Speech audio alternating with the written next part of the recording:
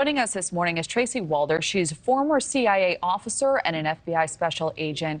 Thank you for joining us, Tracy. We'll dive right in. There were 488 digital media submissions to the FBI's website. What could those submissions be, in your opinion?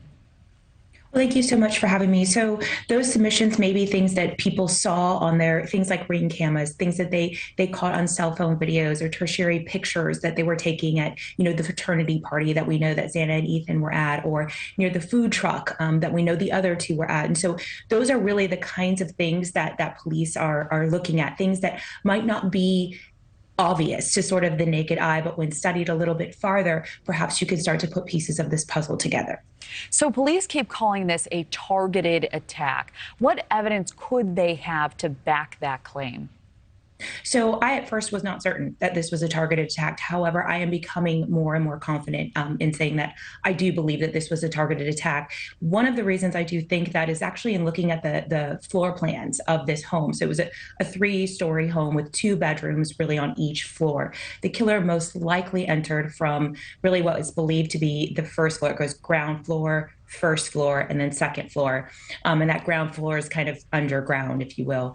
So I think they entered into that first floor, and I think they were clearly looking for something. And this was methodical. This was quick. This was probably a bit of overkill. And on that first floor, they really would have had to sort of wind around to get to where Ethan and Xana were. So my best guess is that they probably went to that second floor and perhaps killed Madison and Kaylee first, then went back down to exit and perhaps may have been confronted on their exit. And so I'm really starting to think more and more that this is a targeted killing. All right, that's really interesting insight, especially mentioning the floor plan of the home. So in your experience, Tracy, what's the likelihood that the killer is still in town? So I think that that's an excellent question, and I sort of go back and forth on that. I'm very glad that the University of Idaho did offer an online option because I'm certain that it's probably unsettling to their students to come back, although some may be comfortable in coming back. I think that the killer may actually still be around because I do think that the killer may have been someone known to these victims and is probably starting to feel a little bit more and more confident that they're not going to be caught.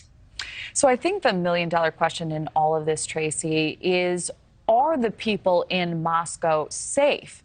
And, we had law enforcement saying initially that there was no threat to the public. And then days later, Kelsey mentioned backtracking on that statement. So if you had a loved one in this community, and I don't know, maybe you do, would you feel comfortable with them being there, going about their everyday life? So I would and I wouldn't. This is something I actually do teach college students who would be around the same age as these victims. And the one thing that I think is, I know that the University of Idaho has increased police presence around campus, but we have to remember that this occurred off campus. And what we need to do is really educate college students just in simple things. I've seen things online. People are shocked that they leave their doors unlocked. And that is something that people do, both folks in their 20s and folks in their 70s. And so I think just in basic safety skills, I would feel more comfortable if I gave a loved one sort of that information in moving forward. All right, makes sense. Tracy Walder, thank you for your insight, as always. Thank you. Thank you for watching. Go to newsnationnow.com to find News Nation on your television provider. And don't forget to click the red subscribe button below to get more of News Nation's fact-driven, unbiased coverage.